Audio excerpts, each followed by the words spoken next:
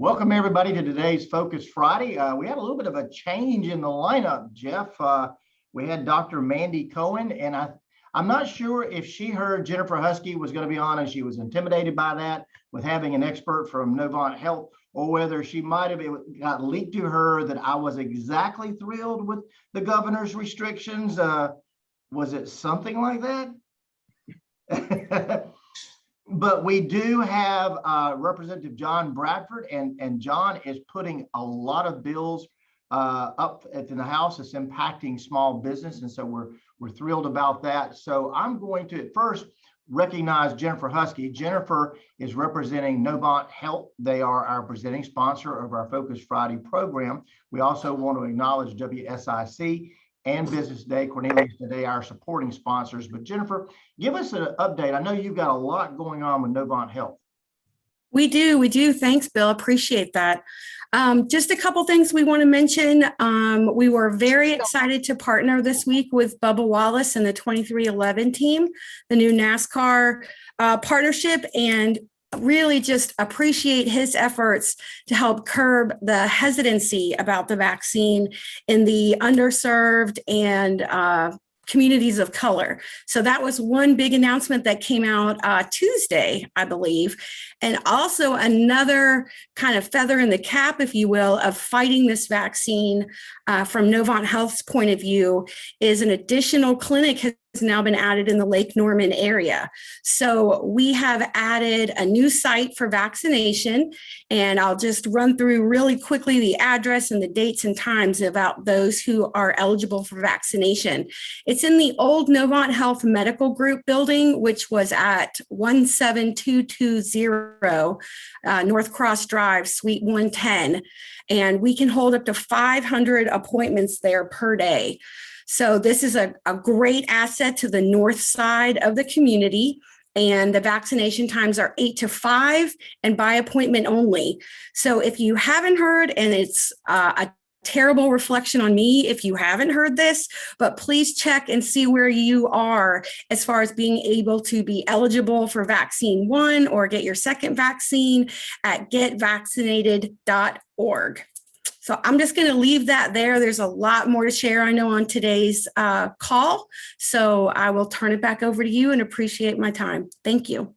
Thank you, Jennifer. And Jeff, as we were alluding to, we had Dr. Cohan that was going to be on the show this morning, but I think she's traveling with the governor in an unanticipated trip. But we have an outstanding speaker, and again, Representative Bradford's got a lot going on that impacts our small business community. So I'm going to turn it over to our public policy chair, Jeff Tarte, who will introduce today's speaker. Well, I have the fortunate pleasure. We picked on John a little bit early yesterday, moving up his scheduled visit with us with Dr. Cohen needing to run to an event. And it may be in DC. She didn't say where, but she's off flying somewhere with Governor Cooper today. They had something come up at the last minute. But we have the fortunate pleasure of having Representative John Bradford, one of the chairs of the Finance Committee in the House of Representatives for the state of North Carolina. John probably needs no real introduction. He's well known in the community, in the area, in the region.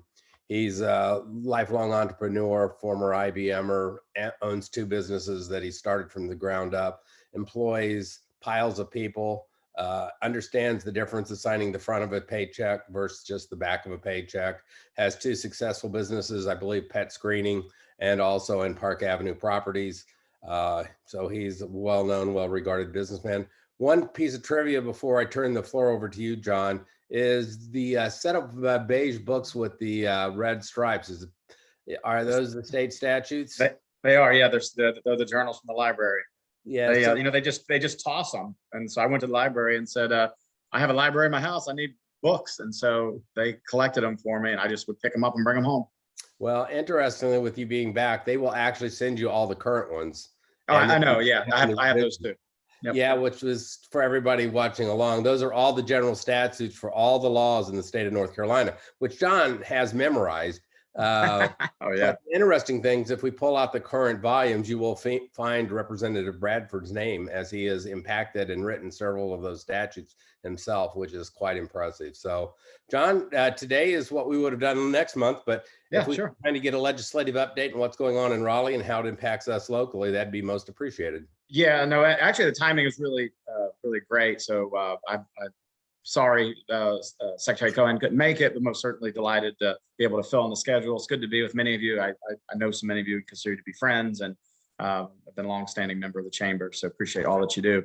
We are, we're busy in Raleigh. We did get a week off. We had no votes last week, the week following Easter, just because of spring break. And so admittedly, that was nice. That coincided with my children's spring break. You sort of pray that it's going to fall on your kid's spring break, because like half the people there, it's the week after, and the other half of people, it's the right week. And so for me, this session, it happened to be the correct week. So I did enjoy a little bit of family time, but we knew when we got back, things would pick up the pace. So just a couple reminders, I don't think I honestly knew this probably before I got into this role some years ago. North Carolina, we're a bicameral legislature. We have the Senate, we have the House. We're a citizen-led legislature, which means we're really part-time lawmakers. Rest assured, this is very much a full-time job, but we are technically considered part-time. Jeff, we used to be accused of lining our pockets. And let me tell you what, we spend a lot of our own money to be in Raleigh. I think we get paid $13,000 a year, but we are in Raleigh 4 days a week, every week, week after week, during the long session, which coincides with even years.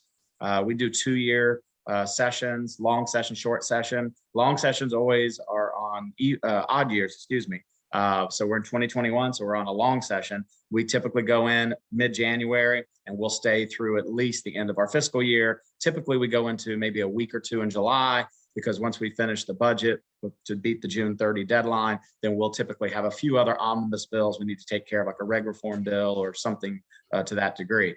And then the following year, which is an even year, which also coincides with elections, it's a shorter session. And what we do is we typically wait for tax receipts to come in, because when we set our budget, we set a 2-year budget, but we still have to make adjustments on the second year.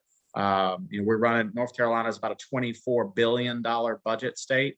When I started a few years ago, we were at 21.5 billion. So it just shows you in the last 6 years, we've gone up to almost 24 billion. Our neighbor to the south, South Carolina, last time I checked, is probably 9 billion, 8.5. Of course, their population somewhere probably around 4, maybe 3.5 million, and we're over 10 million, just to compare us to the South Carolina. So we're in the long session. We do have crossover coming up, and what that means is any bill that we file in one chamber must be passed through all the committees, be passed through the floor, and must cross over to the other chamber to be eligible for the rest of the long session and for the entire next short session. So there's always a rate. John, I'm sorry? do you know the exact date of crossover? It's, you know what? It's May 13th, I believe. Hang on, let me look at a calendar real quick. That's okay. May. I think it's May 13th, Jeff. It has moved twice, but it's coming up. And so crossover is a very important date. So you'll see committees get very busy. My K-12 committee had 17 bills this week that we heard, all in the spirit of trying to get them out of committee, get them through the floor, get them through rules, get them to the floor, and then get them out. The good news is there's always a will, or Jeff will know because he did this for a long time, where there's a will, there's a way. Even if a bill that you really like doesn't get across the finish line, you can take a bill that did, and you can do what they call a PCS, a proposed committee substitute, and you can rip out language and stick in new language. And Jeff and I used to always joke, it's how I think it was a motorcycle bill. Motorcycle helmet. Well, yeah, it was a motorcycle helmet bill. What did it turn into?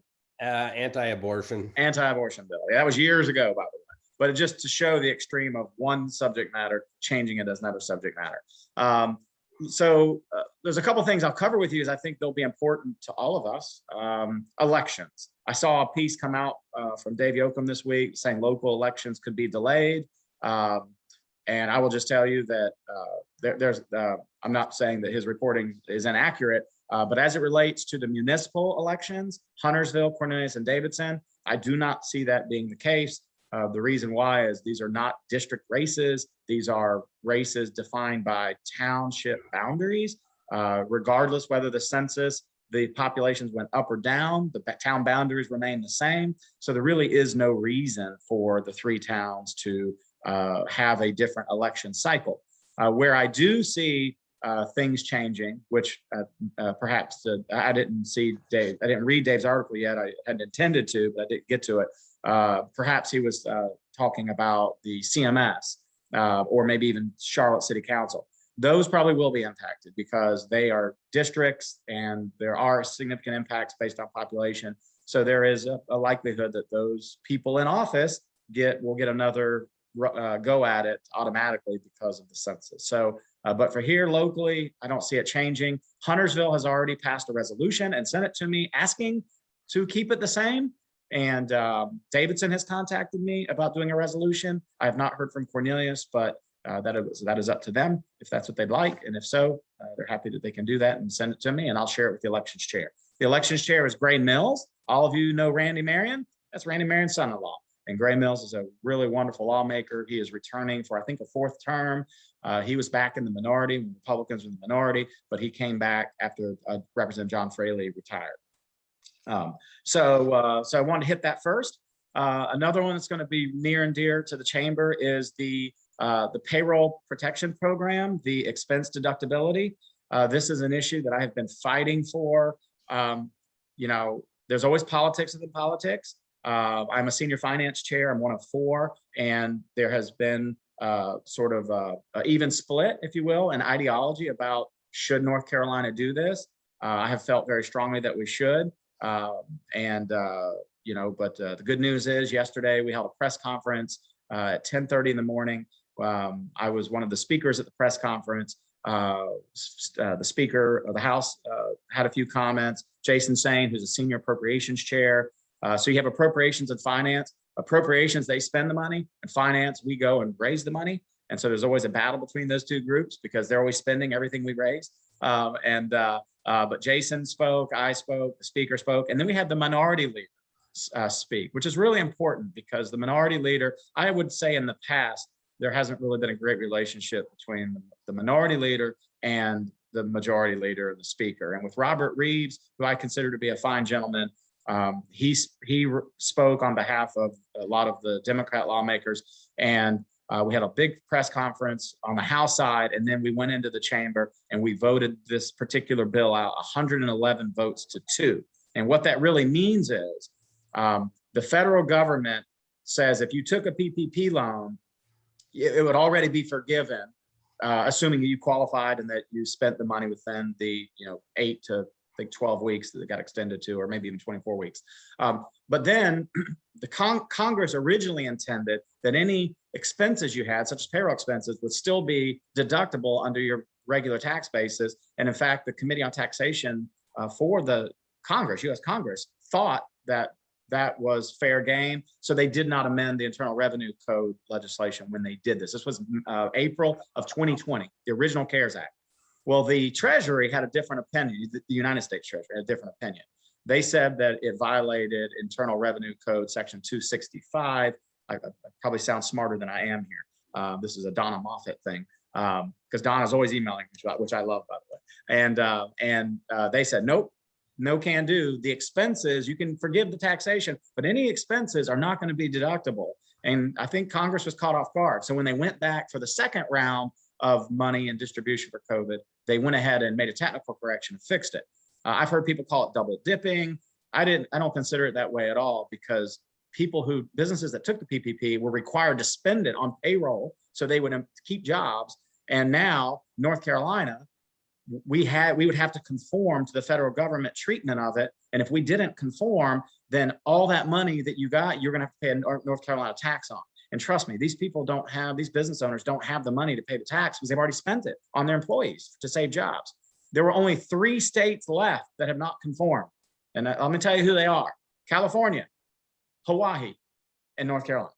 And I don't know about you, but those are 2 of the highest taxation states in the union, California and Hawaii. North Carolina, we are not that policy. So I am happy that we passed that out of the House yesterday. It is a roll call bill, which means it impacts taxation. So we'll have to vote on it one more time, and then it'll go to the Senate. And I hope our colleagues over in the Senate takes it up. So any questions about that? hopefully it puts smiles on all your faces because this was a chamber initiative I heard from lots of you.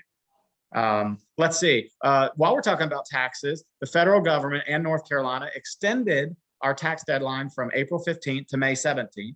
So if you filed your taxes yesterday, you are way ahead of schedule. Congratulations. If you're one of the people that are taking advantage of the delay, that's great.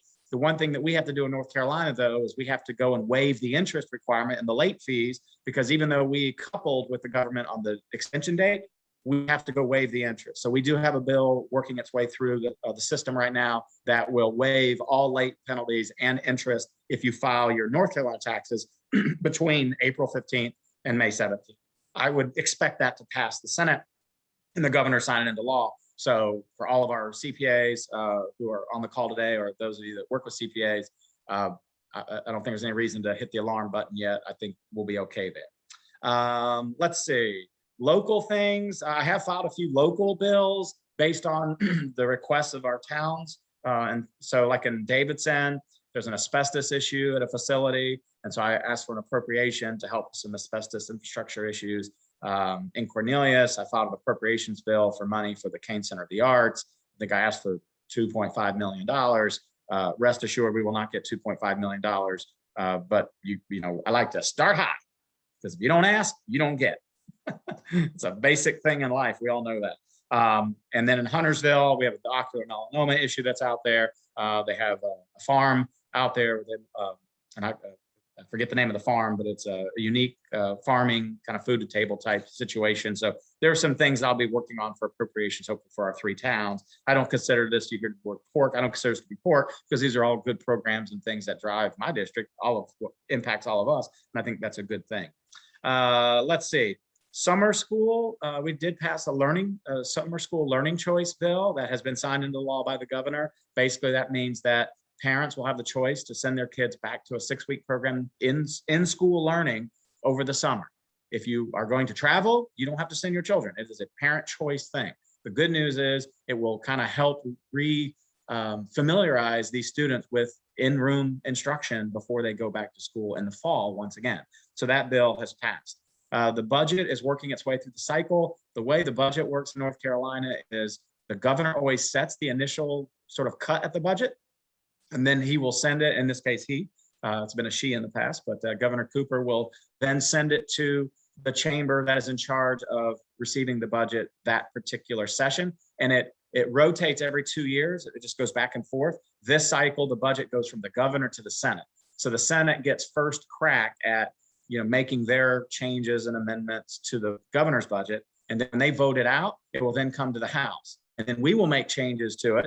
And then the Senate won't agree with our changes. And then the Senate and the House will have to work together to reach a compromise. And then it has to go back to the governor, where we'll see if the governor signs. Many of you may not know, or perhaps you do know, the last session, North Carolina never had a traditional budget. The governor vetoed it, and they never came to terms. So they had to go pass a bunch of mini budgets to try to get some things done, but a lot of things did not get done, which is very unfortunate. I think it's the first time in 100 and something years where we did not have a state budget. Hopefully the governor will sign it this time. I guess we'll see. Let's see, what else? We did work on an Emergency Governor's Power Act. This will be spun as though Republicans are trying to limit a Democrat governor, and that's really not the case. I was at an event last night, and former Governor Pat McCrory, he spoke for a few minutes, because you probably all heard that he announced that he's running for the United States Senate. And this bill came up, and he made the point that when he was governor, that he had to go get Council of State approval for any executive orders and get a majority of the Council of State to agree. And that's the whole purpose of a Council of State. We don't put these people on the ballot just as figureheads. We put them there because these are thought leaders. And we have seen that over the last year and a half, our current governor doesn't take what they think into account. In fact, he did take a vote on an issue one time, and the vote, the Council of State did not agree with them, and the governor went and took action anyway. We think that's wrong. So, and again, it's not a Republican or Democrat issue. And I would say that if a Republican governor was in and didn't, the Council of State didn't agree. So we did pass that bill. Obviously, what's interesting is the governor will probably veto it. So he'll probably veto his own Governor Powers Act. So who knows where that will go, but just want to share that with you. I could sort of keep pontificating, but I don't want to. So maybe it's better I just be quiet and ask questions. Anything that you may have, I'm happy to. Well, let me throw out a few things as we're going through this, just to frame it a little bit, and then we'll, if there are some direct questions, have they announced what the percentage cap on the budget will be? Are we at that point? No, we are not. No. Because typically that'll be a single digit number in the low side of maybe 3-4%. That's still being negotiated. What's your thoughts on, depending on what comes out of the budget that's presented? The last time you mentioned was vetoed, but it's important to recognize that the budget was passed by the legislature in a bipartisan fashion. It had Democratic and Republican votes. Both chambers passed it in place, and the governor vetoed it primarily over the expansion of Medicaid. Medicaid, that's right.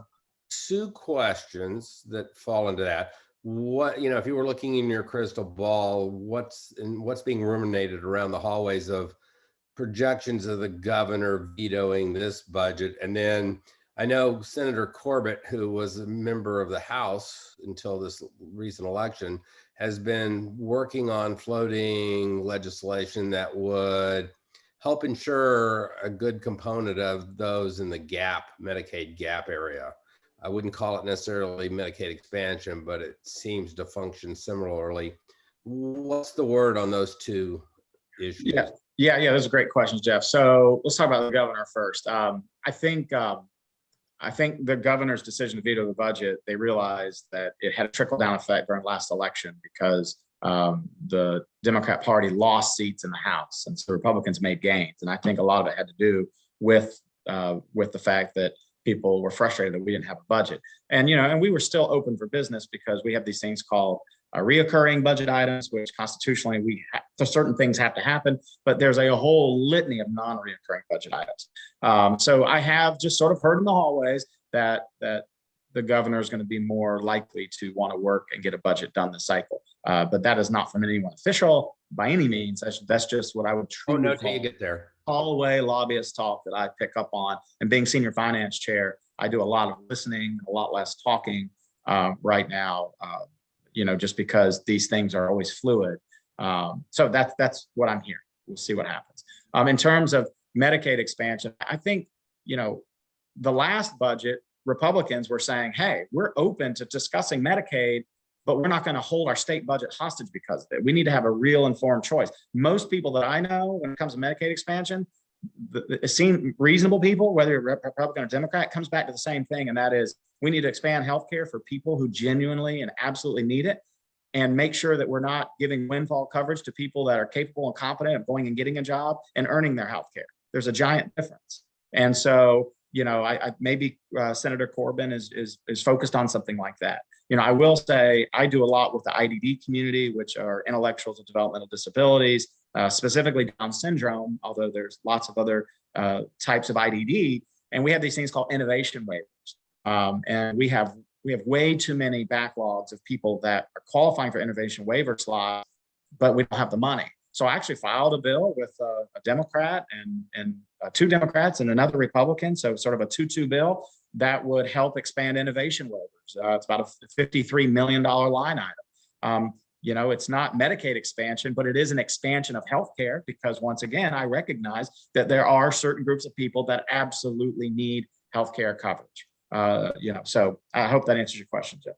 It does. Can you help us? Anything with the Biden relief package, the infrastructure, not CARES Act, the infrastructure? In any conversation, how that will flow to each state and thoughts how that might be utilized here? Are you talking about the American Rescue Plan? Yeah. So the numbers I've heard is North Carolina will be eligible for $9 billion. That's with a B. I've heard $4 billion of that will be going out to counties and municipalities. I think even Cornelius has already talked about some money that they're getting. And so our counties and our municipalities are actually in pretty good fiscal shape, believe it or not. I mean, I've as finance, I have, first of all, a lot of the stuff's public record, so there's no special treatment here, but I am able to see a lot of fiscal notes and a lot of fiscal information. And I've been able to look at the reserves for our towns and counties across the state. And it's amazing how much cash they have on hand. Which is a good thing. That's a good thing. You need cash for the things you can't predict that are coming, but more cash is coming. from the ARP. The challenge we're having right now, Jeff, is we do not have direction. I'm waiting. In fact, I'm waiting on staff to give us some direction on how can we spend this money.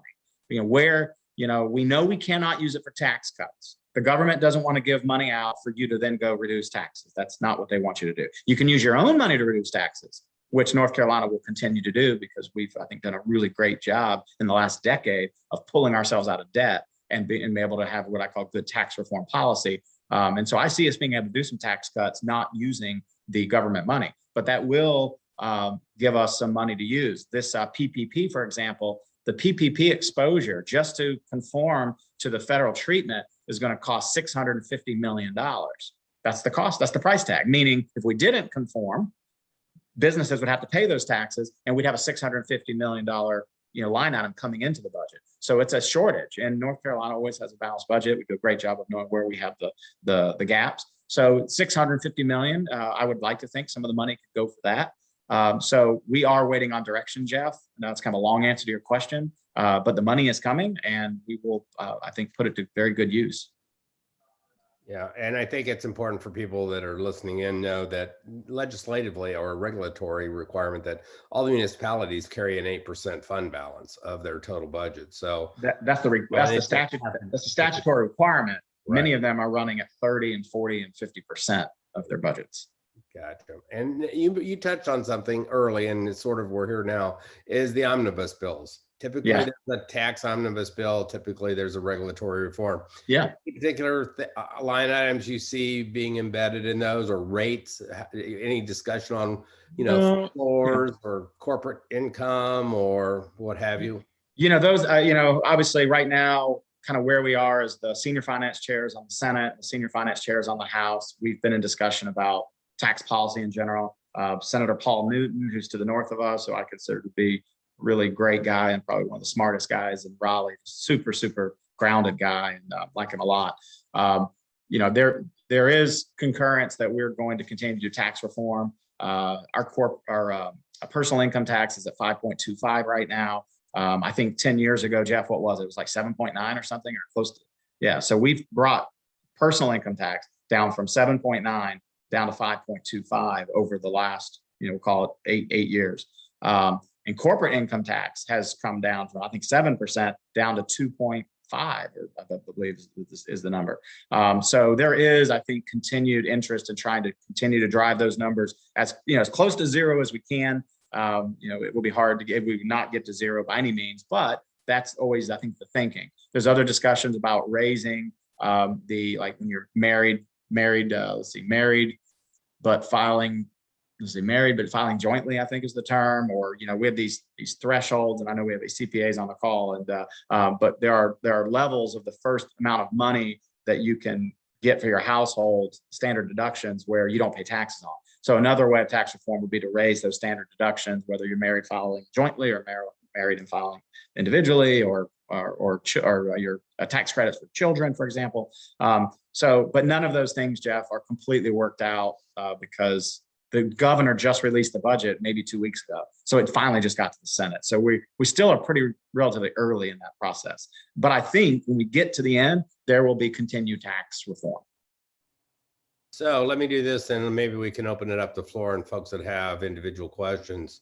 If it's a little more challenging on Zoom to do this, but perhaps if you just try to get John's attention, even raising hands may not help so much, but if you can chime in, we'll see what we can field for a few minutes with John. Actually, if somebody wanted to use the chat box, we can see that, and that would be the easiest way. We'll recognize you from there.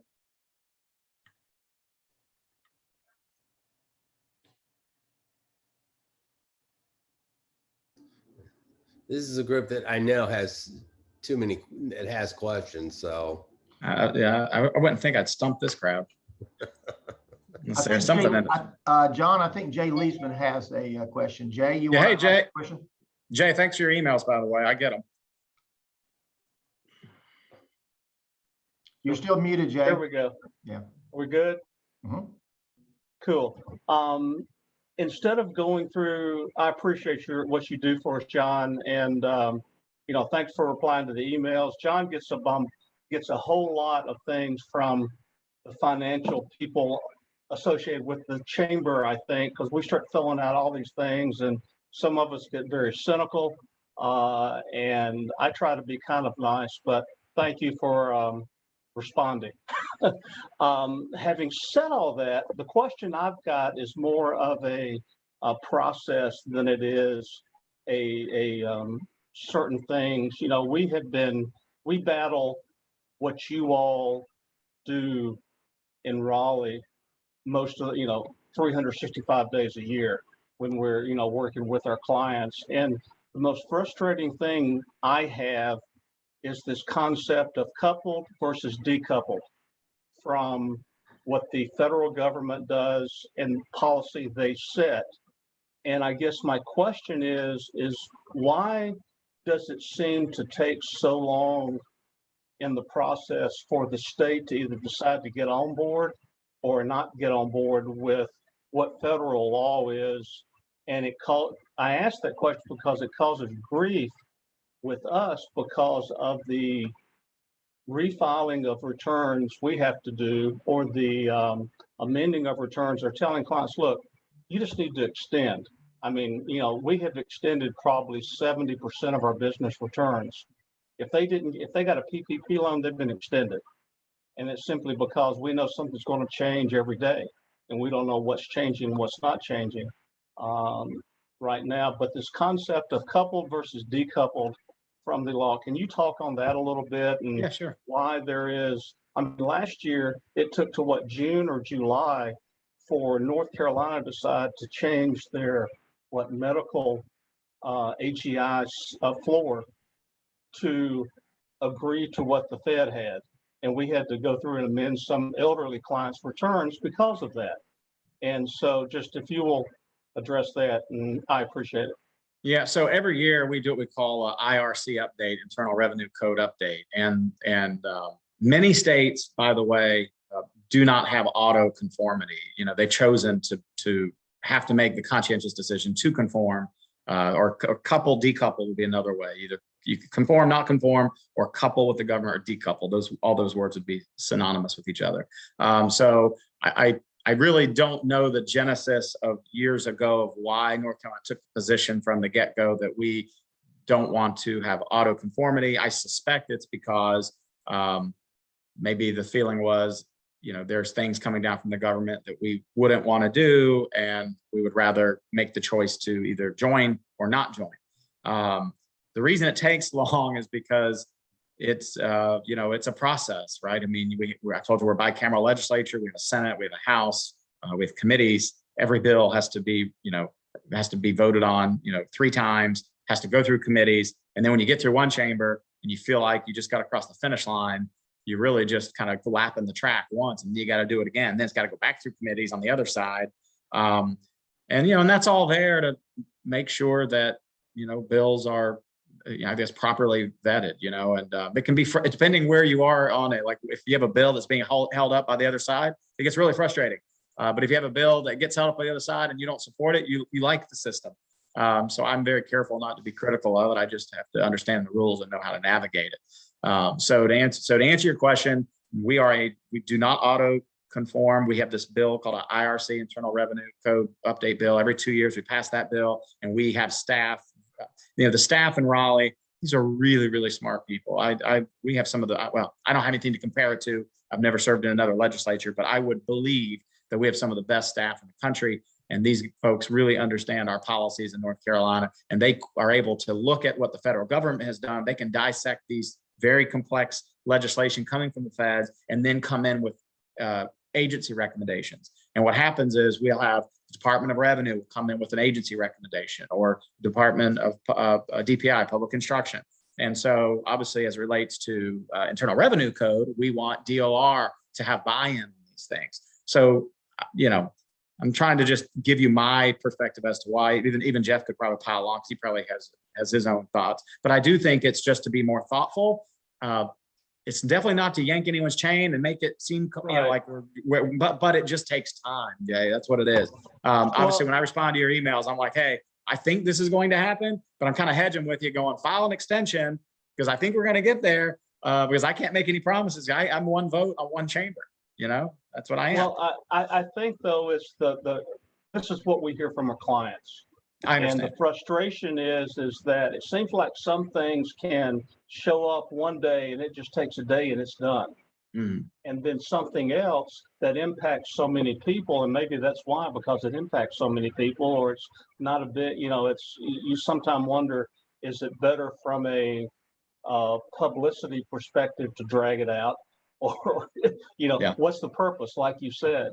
But the frustration is that some things can just be done just like that.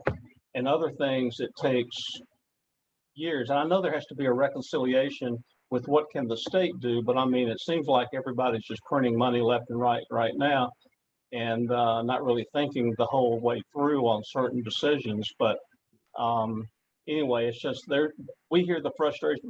Clients accuse us of trying to, not accuse us, but they sometimes say, you're probably doing this just to charge us more so we can, and Yeah. I go, well, okay, but that's, so that's the backlash that we get.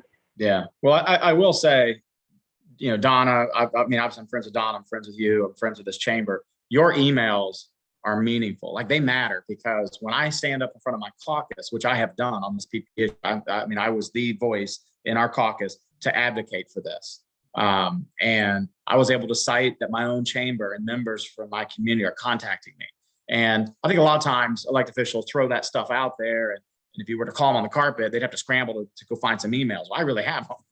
So I would say keep them coming. And I do my best to respond, as you know, and as you give me credit for, which I appreciate. I don't do it for that. I do it because I just want you to know what's going on. So keep those things coming. Your advocacy work as a chamber, it matters. The Speaker of the House and I talked about the Lake Norman Chamber. I think he even talked about, hey, Lake Norman, the Chamber of Commerce supports it. Our state chamber supports it. So, when your name gets thrown around behind closed doors, that's a good thing. Well, in this light, I thought it was. Well, I just know that in past years, I've done things with a Ruscio before.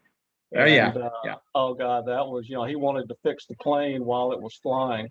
And yeah. Bob Rich. Yeah, he was feisty. I miss working with old Bob. He is. Yeah. But sometimes you need that disruptor to make things happen. And I think sometimes we just don't, we look for a disruptor and we don't see it. And not you specific. I'm just talking about in general. I know. We look for someone to shake trees and so forth, and but that's important to a lot of people. So yeah. Well, thank you. Yeah, of course. So anyone else with a question for John?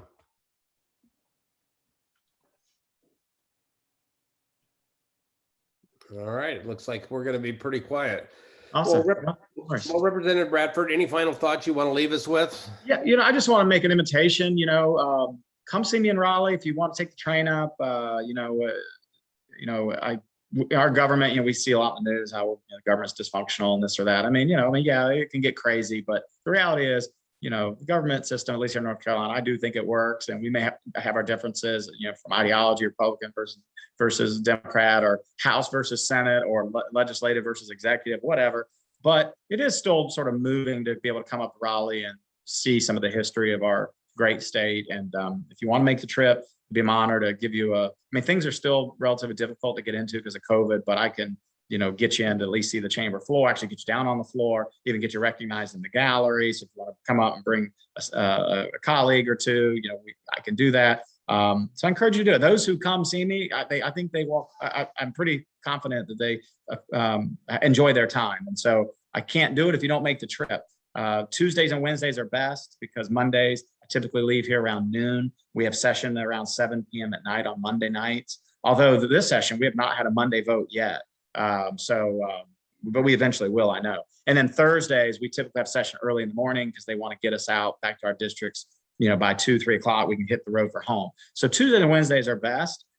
Just understand, be flexible with me. I promise you I'll make time for you, but things up there just move very quickly. But I like it. I'm a pretty fast moving guy myself. So that's probably right up my alley.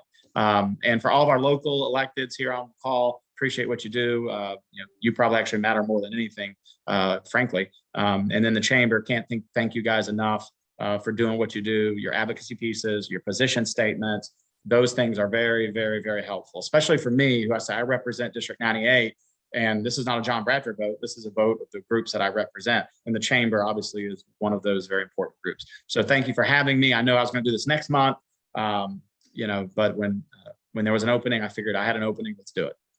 Well, and Representative Bradford, we totally appreciate you, and you know that. I mean, one thing for the group that's listening and those that are watching for the first time online, we do have a citizen legislature that John referred to, but I give you a different perspective, the other side of the coin. With the gentleman that's sitting in front of us and spoke today, you literally as an individual have the ability to influence legislation.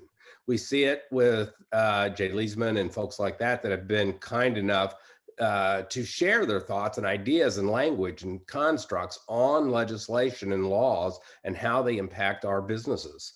Those are the things that John takes to heart and takes from our citizenry and turns them into active laws and statutes. This is a person who's not going off on a binge and doing crazy things. This is a person who's truly representing the people in the district. And we're very fortunate to have somebody that actually does read the emails, listens to the phone calls, and people need to have an appreciation that what Representative Bradford and the other 169 members, they're over there 4 days a week. Their day starts at 5:30 in the morning, finishes at 10 or so at night. These are long, long days going on all throughout the session. So we appreciate your sacrifice, your commitment to the people, and what you do for the district. And just as a heads up, we will look to reschedule with Secretary Cohen and through her office. And we've got teed up and we're working on dates with Senator Richard Burr, one of our U.S. senators. We've got confirmation from State Senator Jeff Jackson, who will be joining us. And we're working on a date with CMS Superintendent Ernst Winston, who will also be joining us in the future. So that's a little bit of a heads up and preview and tease of some of the future speakers. So again, Representative Bradford, thank you for giving of your time today. You bet. It's an honor to represent all of you. Thank you. Bill, back to you. Okay. Jeff, that was a great program, and thank John. We also thank Jennifer Husky and Novant Health Huntersville Medical Center for being our presenting sponsor and for the healthcare update that she gave us earlier in the program. And I teased that maybe Mandy wasn't here because of some of the restrictions that, and I've weighed in on that. But we are starting to see businesses open back up again to full capacity. That's very exciting. Our restaurants are still at 75, but most of our retail businesses back at 100. The Chamber of Commerce, we're starting to see chamber networking events again. We had a fantastic networking event April the 1st at Lost Worlds that Choplin's also sponsored. We have another one this coming Thursday, so look at your chamber calendar. We're starting to get back together. That's an important thing for businesses to be able to network and grow those relationships. Our seminars and programs, again, are in person, but we also offer virtual. So check out the Lake Norman Chamber of Commerce calendar at lakenormanchamber.org. And I urge everyone to have a fantastic weekend at the lake. And we thank you for joining us today. Thank you, Jeff.